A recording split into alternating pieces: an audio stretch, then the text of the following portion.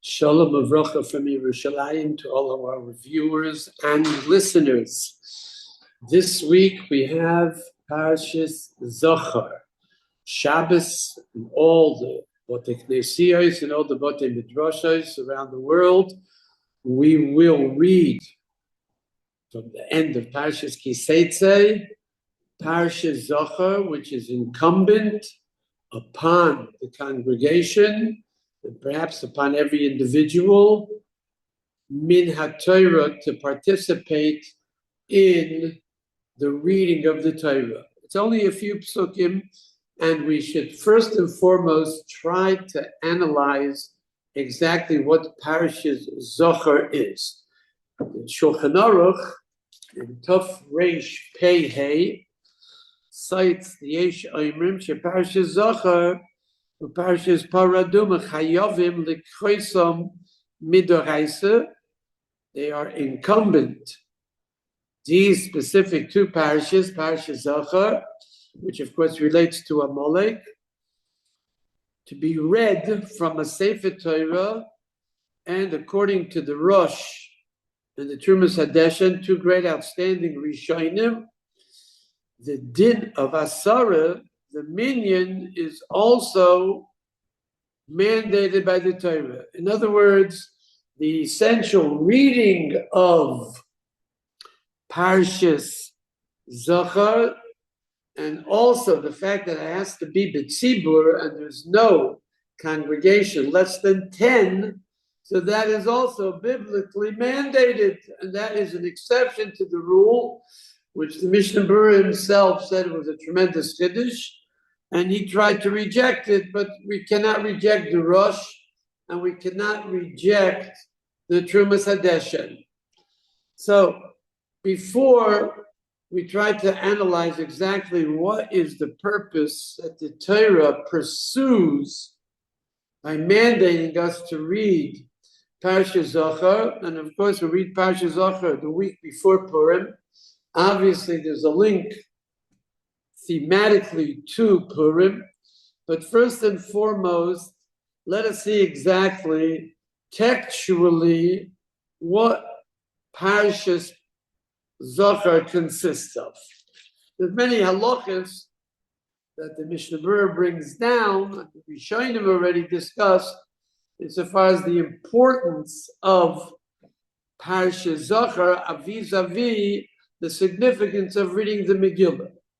Right? We shall not go and delve into the halachic aspect, but suffice it to say that it is a mitzvah min ha-Torah, and the din of asara, the halachic requirement that it be read b'tzibur, is also min ha-Torah. We don't have too many kriyas ha-Torah that basically are incumbent upon us to be read according to the biblical requirement. Most achronim and poskim rejected the second part of the mechaber, and they said that Parshas Para is only midrabanon. But all agree just about that Parshas Zachor is min ha-Torah. So what exactly is required insofar as we are concerned to discharge our obligation? The Torah spoke about Amalek on two occasions, more than in a brief way, and another occasion only in one pasuk. So at the end of Parshas Kiseitze, we say Zachor es asher asalacha Amalek baderech, v'tzeischa mimitzroyim asher korcha baderech, v'yizanef b'chol kol hanecheshol l'macharecha v'adoyev v'yogea v'lo yorei elokim. So we don't have too much of a description here that would in any way explain what exactly Amalek did. So the commentators tried to offer different explanations. But right afterwards, we see that whatever Amalek did, and whatever we have to remember insofar as the historical confrontation with Amalek was, in other words, the context of the historical episode where Amalek attacked maliciously. We don't see any basic reasons why Amalek attacked, no question about it. But Amalek has a certain destiny which other enemies and arch villains of the Jewish people do not have. And right after we read the few psukim of remembering the villainous acts of Amalek, again, it requires explanation, elucidation, because from the words we don't see any specific or unique wickedness and evil above and beyond other nations that attack the Jewish people and waged war against them. But we see exactly what the destiny and punishment of Amalek is, and that is V'oya baniach Hashem Elokecha l'cha mikol oivecha misaviv ba'aretz Hashem she'Elokecha noisen l'cha nachla l'rishta timcha zecha Amalek mitachas hashamayim lo tishkach. So Milchemes Amalek is different than all other wars that were waged against the Jewish people within the historical context that the Torah recorded, and that destiny is total obliteration. Timche zecher Amalek mitachas hashamayim, you shall obliterate the remembrance of Amalek from beneath the heavens. And when we say Timcha as Zecher Amalek, so Rashi comments that insofar as Shaul, who preceded King David as a king in Eretz Israel, and he also was told by the Novi Shmuel, it was a prophecy that Shmuel received from HaKadosh Baruch Hu, to destroy Amalek. The word, of course, is not destruction. The word is total obliteration. And what does that mean? So Shmuel told him, black on white, Ve'imata mi'ish ad isha, me'oilel v'yad yoinek, mishor v'ad semi gomel v'ad chamor. You shall slay both man and woman, infant and suckling, ox and sheep, camel and donkey, that there should not remain any remembrance of Amalek, to the extent Shmuel told Shaul, and Rashi quotes it, that there should not be an object, let's say the animal that belonged to Amalek, that should be in existence, an entity that belonged to Amalek, because that will proclaim a remembrance of Amalek. Someone might say that he remembers that this entity belonged to an Amaleki. So that's called annihilation in total. And the question naturally arises, why? We don't know. The Torah doesn't tell us, and the Gemara doesn't seem to indicate. So we have to really explore between the lines and see what would be the reason for this unique type of punishment, whereas we know the prophet Yoel said, B'nikesi, other nations will have a redemption, a salvation. Their transgressions will have an atonement. Yosef Lavai will give gold, silver, money to the Jewish people, and that will be an atonement. But by Amalek, cold-blooded murder that they perpetrated, will never be atoned. They are irredeemable. Their punishment has to be complete. There's no possibility of Amalek ultimately having any hope of a survival. They will all be obliterated. That's the mitzvah satira. So we see that the klipa of Amalek is such a strong klipa that they have now, according to the testimony that the Torah has testified to us, have lost any nitzot hatoiva. They have absolutely no spark in their spirituality, which they don't have. It's just a metaphor. They don't have a spark of goodness. In other words, they are, as Rabbi Soloveitchik would say, man, Satan. They're the personification of evil, total wickedness, and the only purpose they have in this world is to be destroyed, to be annihilated, like we said a moment ago, obliterated.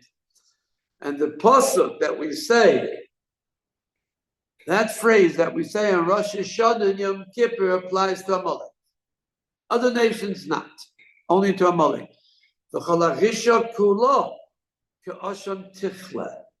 all the wickedness, all the evil that they are, which they represent, will evaporate like smoke, because they are they are the embodiment of evil and wickedness. Not one iota of goodness, of spirituality exists in them. And therefore, Rashi says, Timcha Zecher Amalek. But before we get to the mitzvah of Timcha Zecher Amalek,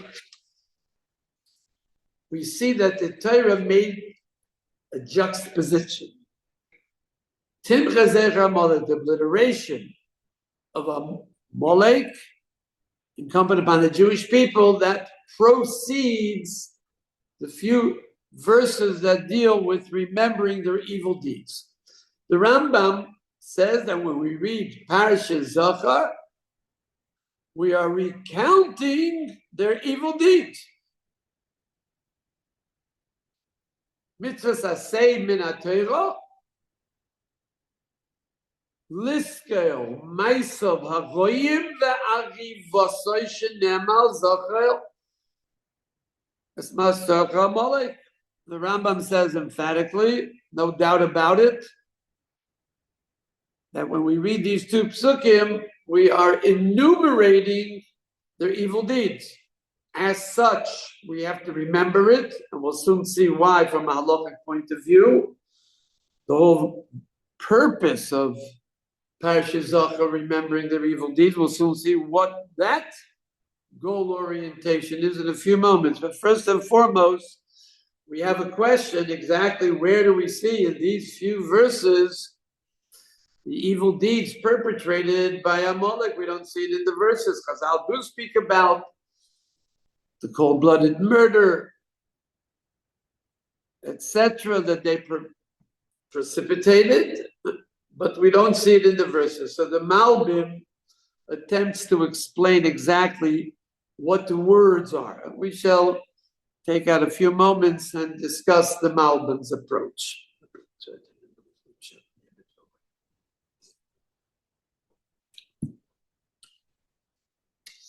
The Malbim explains that war between nations is very undesirable, because after everything is said and done, no one really wins in a war, even when the Jewish people are involved. The Torah, as the Minchas Chinuch points out, did not place the halachas, the rules, so far as the war is concerned, on a plane of supernatural. Now, a war, the way the Torah established the war, is a war which there will, unless there will be something very, very miraculous, but occurs on occasion, no question about it. There are miracles in a war, but basically speaking, It's b'derech hateva, and you will have many people that will fall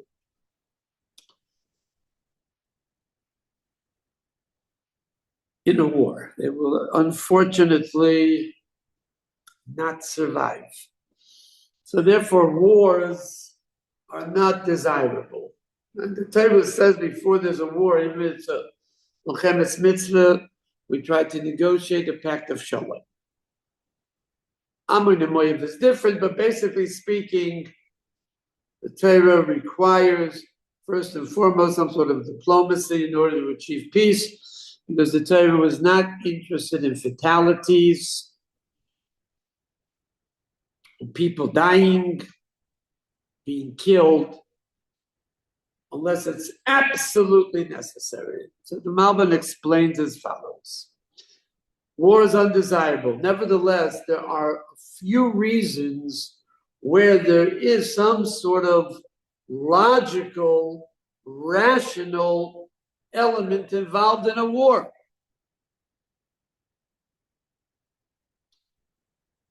It's not commonsensical, but it's understandable. So, historically speaking, says the Malbim, we had one nation waging war against another nation. For what reason? For imperialism. What they call today in Hebrew, kibush shtachim, which the Jewish nation now is accused of. What is imperialism? It's extending a hegemony for purposes basically of security. So you have many times one nation will attack its neighbor, right, for imperialistic reasons, no question about it. It's not that logical, but it is a reason historically why one attacks another. Extend the territory, and with perhaps an ideological reason of spreading a certain religion or democracy. So that was not the reason why Amalek attacked the Jewish people, because Zachor is Asher Salacha Amalek Baderech. You had just left Mitzrayim. It happened immediately after Kriyas Yamsuf. Vayavoy Amalek Vayilochem Vayishchel Berefidim. It happened so quick.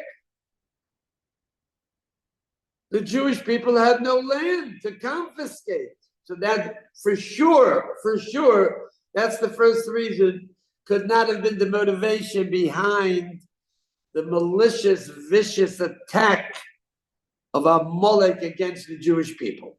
Now, insofar as wars are being waged is concerned, there's another reason, and that perhaps is more of an understandable reason. That's a preemptive strike before the enemy attacks you. It's for defense purposes.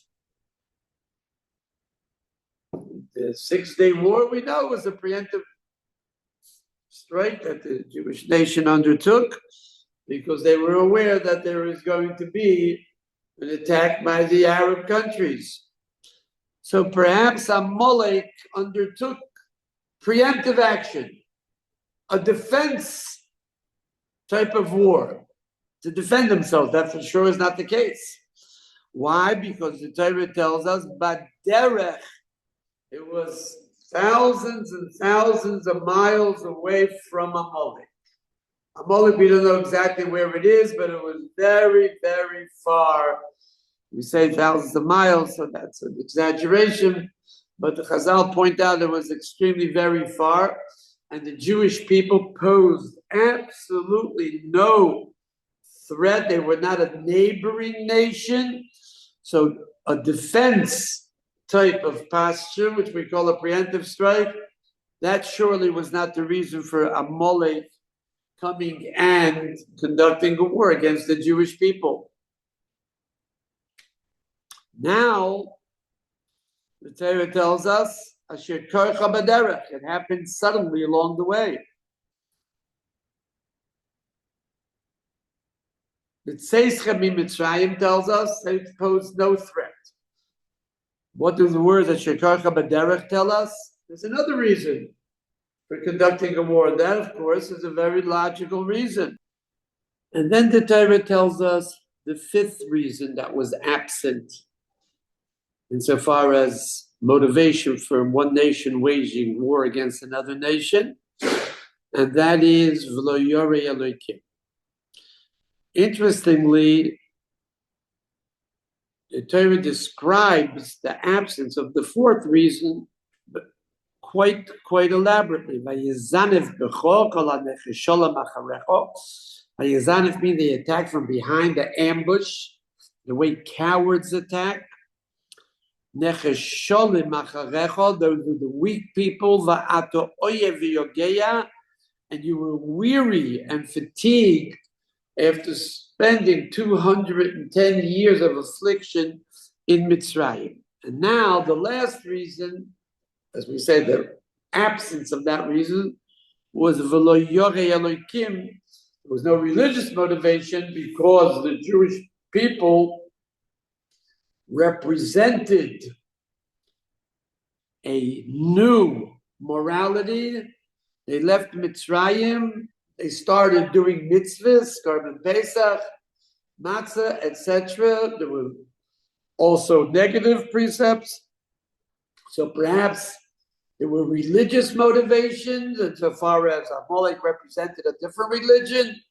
No, V'lo Yoreh Elokim. They have absolutely no connection, no relationship to anything which has to do to fear of heaven or godliness. Pagan nation. So this is what the Torah tells us. A beautiful explanation of the Malbim. However, it would appear that this is not adequate or sufficient for us to understand why Mitzrayim, who afflicted the Jewish people for 210 years, also engaged in cold-blooded murder, drowned Jewish children with utmost cruelty in front of their mothers like the Nazis did. We don't have to go and describe it. We're all familiar with the brutality and cruelty that the Chazal have described based on the explanation of the verses in Shemos. Ammon and Moav attacked many nations in the biblical scenarios and episodes attacked the Jewish people.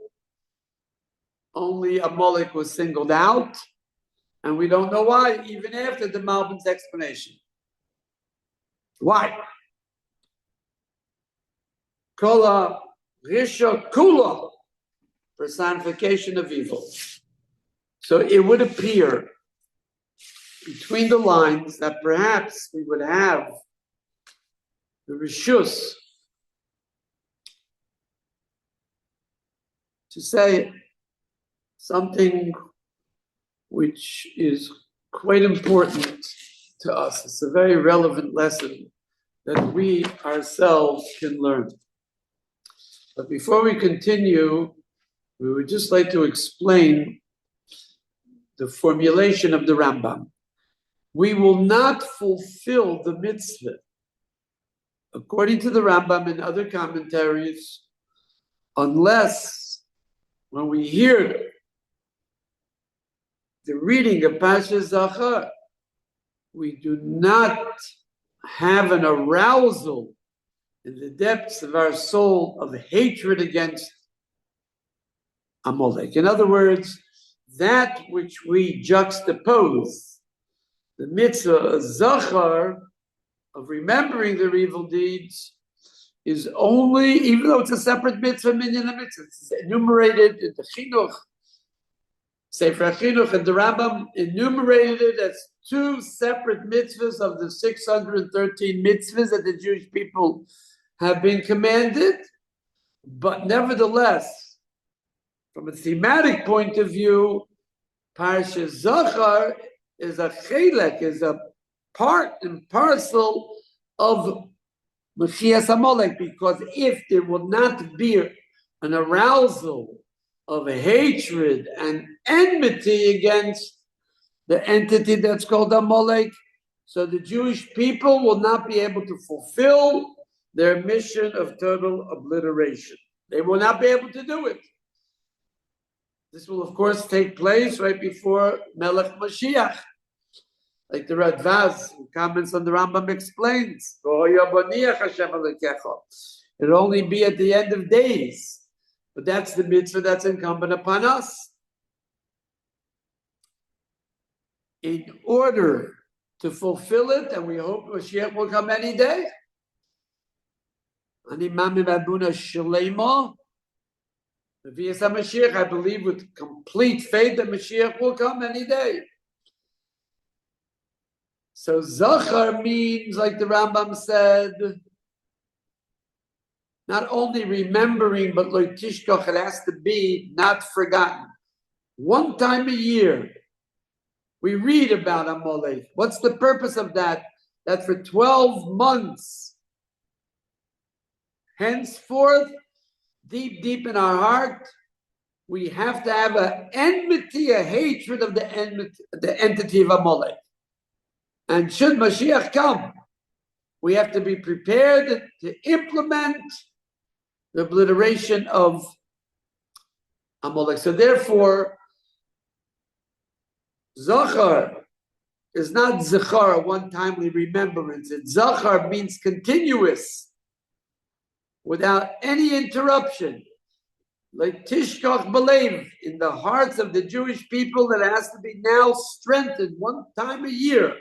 We read about Amalek in order that all year long, in our pneumius, in our inner existence, we should have that enmity against evil personified. We should not be misled. There's no iota of goodness in that entity that's called Amalek. So we don't know exactly what happened. We don't know exactly what participated in war against the Jewish people. So apparently, we have to come to a conclusion that, I said a moment ago, hopefully we have Rishus, permission from HaKadosh Baruch Hu, to say this idea. But the Chazal tell us, and all the commentators told us, that there was one time, no more than that, and we have Rabbeinu Bechaya, says it black on white, and other commentators, also the Gemara seems to indicate that there was one time that Emunah and HaKadosh Baruch Hu was clear. There was no doubts about it. How beautifully the Chazal tell us, and Rabbeinu Bechaya, and more the Akedas Yitzchak, medieval scholars tell us, most Kadmonim tell us, that although all the nations of the world stated, Am Yotzam in Mitzrayim, a nation has now left Mitzrayim. The Jewish people have left Mitzrayim. Only after Kriyas Yamtov, the splitting of the Red Sea, did they change their tune. Kel Hoitzim Mitzrayim. God took them out of Mitzrayim.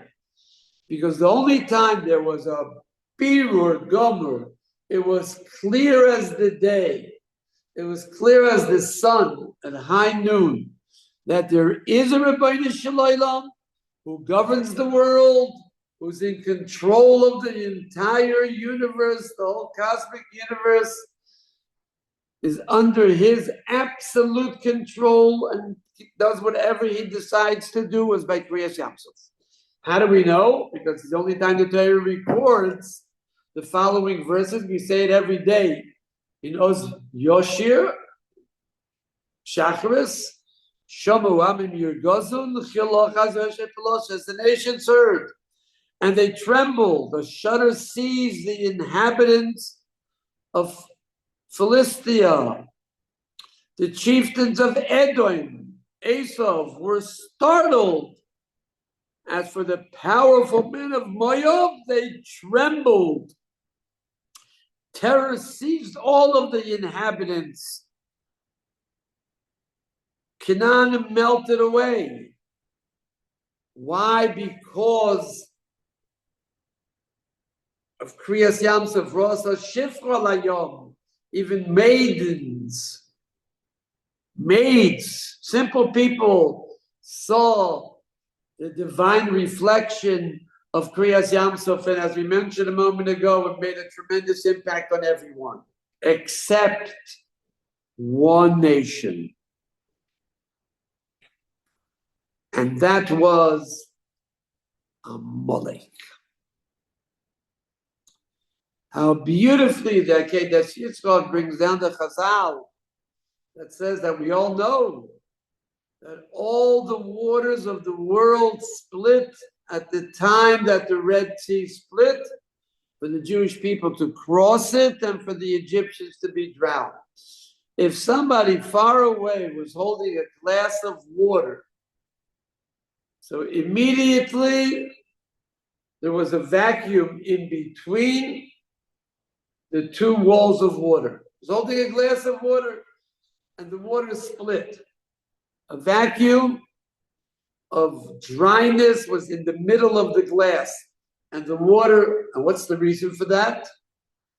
Because HaKadosh Baruch Hu wanted everybody should know about Kriyas Yamsuf, because it had the impact of clear emunah, faith in HaKadosh Baruch Hu. Everybody saw HaKadosh Baruch Hu. It's a fact that they had a faith in HaKadosh Baruch Hu, trembling, awesome. No question about it. Those were their feelings that they experienced of awesomeness, of fear, because there was a revelation of a balabira, of an owner, proprietor of the world, that everything in this world is subjected to his will. Everybody, when they see such a phenomenon, will start asking their friends, what's going on? And ultimately, they'll be able to trace it back to Kriyas Yamsuf, Shamu Amin. That's the Shamu Amin they heard, right? Inquiring, what's going on? It's an unbelievable phenomena. What's happening, except for Amalek. Amalek, says the Zayar in Gematria, is Suffolk. The same letters. Suffolk as Amalek. Suffolk, Samech is 60. Pei is 80. Kuf is 100. That's 240. That equals the numerical equivalent of Amalek. On the contrary, they utilized it to explain the opposite. If the whole purpose of Kriyas Yamsuf was exclusively to save the Jewish people and to punish the Mitzrayim, so why did all the waterways of the world have to split? Why did a glass of water have to split?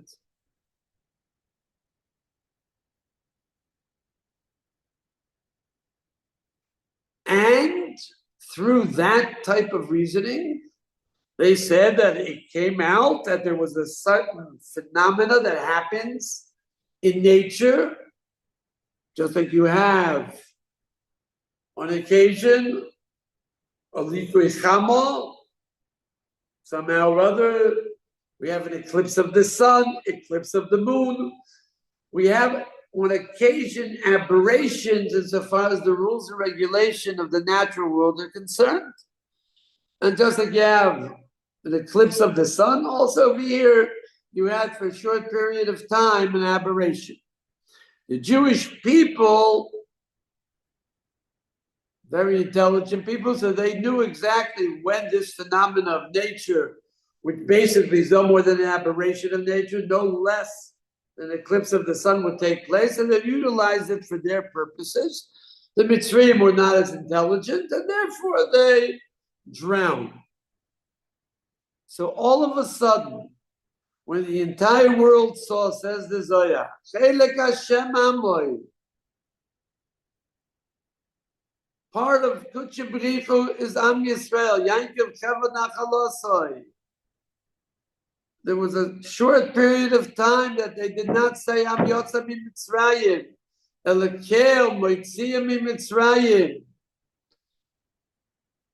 They saw a revelation of the works of the Almighty, the All-Powerful, the Omnipotent, Kutshe B'richu, and there was a time where Kedusha, holiness, overwhelmed the world.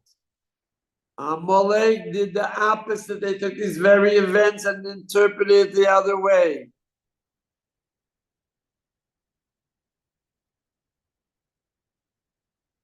Every container of water split. That was an extension of the aberration of nature. And that says the Akedas Yitzchak is the meaning Asher Korcha Baderech that Rashi says Kriris. They dampened the spirit of Kedusha. And what was their motto? It's not necessarily so.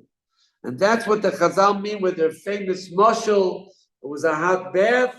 Somebody goes into a hot bath, he's going to be burned, but he cooled off the bath. Klal Yisrael left Mitzrayim invincible. And all of a sudden Amalek saw that they were not invincible. Proved that they were not invincible.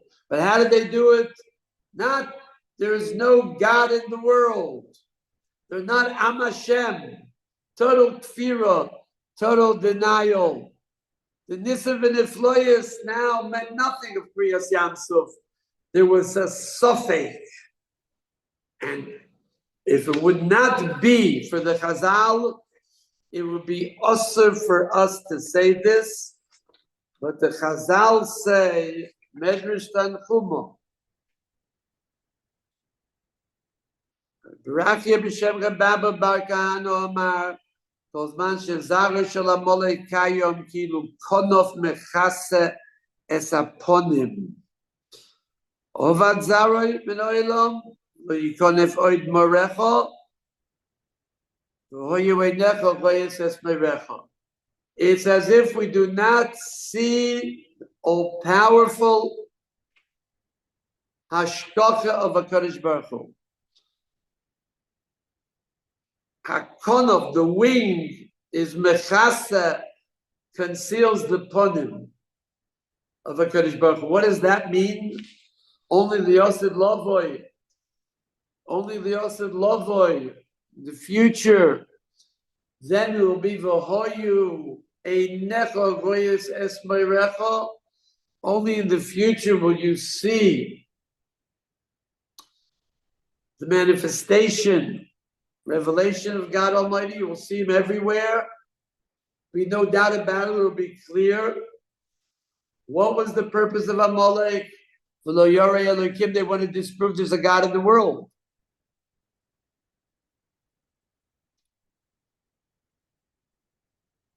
There's no owner to the world. There's no moral code to the world.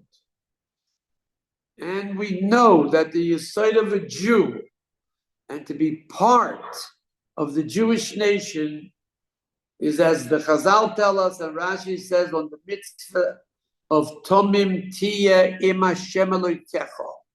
There's a mitzvah that the Torah brings down. Be wholehearted with the Lord your God. You walk with HaKadosh Baruch Hu with a perfect heart. Only hope to HaKadosh Baruch Hu. You don't have to worry about the future. Do not make inquiries into the future. Everything that happens to a person, you accept wholeheartedly. Only then will you be His nation and you'll be part of HaKadosh Baruch Hu. Tomim tiyeh im Hashem Elokecha. Tough in the Torah is written very large because all Klal Yisrael have to be there. And they have to know that our good Father in heaven, our good Mother in heaven, full of loving kindness, Tol Ma David Rachman L'Tav Ovid, intellectually, emotionally. They have to have the faith that everything is for their good. Kadosh Baruch Hu only does chesed. And that's only possible if we see HaKadosh Baruch Hu everywhere. Everything is HaKadosh Baruch Hu. That is why Amalek has to be obliterated, because there was no not only was there no rationale for conducting a war, but it was a war against HaKadosh Baruch Hu. And that's why they tell us the Chazal, only Golzman, as long as Amalek is in this world, Ein Hashem Sholem, Ein Akishay Sholem, HaKadosh Baruch Hu's name is not whole. And the Kisei Malchusa, and the throne of the Almighty, is also not whole and not complete. This is the unique viciousness, maliciousness, and arch villain of Amalek, and therefore they have absolutely no schus. And even though the Jewish people are a people that do not like to hate, or enjoy not to hate, but here it's mitzvasei b'kach, because at the end of the day it's a mulchama l'Hashem b'Amalek midor shel Moshe derech Mashiach. It's a war against HaKadosh Baruch Hu. And therefore the Chazal tell us, what does HaKadosh Baruch Hu tell Moshe in Parshas Mishalach? Save Zeis Pasefel, V'simna Boznei Yoshua, Ki Mochayemcha, Ezecher Amalek Mitachas HaShamayim. HaKadosh Baruch Hu himself says that he will destroy Amalek. But over here in Parshas Kisavai, we see Mochatimcha, you must destroy Amalek. So the Chazal tell us there was a time that it was possible for the Jewish people to accomplish the task. But in the course of the years after the destruction of the second Beis Hamikdash, the Klip of Amalek grew so strong that the Jewish people could only start, but they will not be able to finish. Said the Brisker Rav, K'seif Zeis Basefel, Sefer Torah, you write Timcha Zecher Amalek B'Tachas L'Shemayim. The Jewish people should obliterate. But Simna Boznei Yoshua, Torah Shebal Peh, the traditional explanation is Ki Mochayemcha, I will have to finish the task, because to that extent Amalek has created doubt, confusion, Ki Ilu Konov Mechases upon him, and we're all victimized by that. So it is for our benefit, for our advantage, that we should be able to be Chelkoi v'Amoi v'Kadosh Baruch Hu, to obliterate Amalek. And first and foremost, we have to have a hatred, constant and continuous. As Shem Yisbarach, we should be zeicher to be Mekayim Mitzvah Zachor properly. It's basically a chayvus halavavos. It's an act that requires arousal of the heart, and ultimately we should be able, in our day and age, that we should be able to behold a vision of the revelation of HaKadosh Baruch Hu.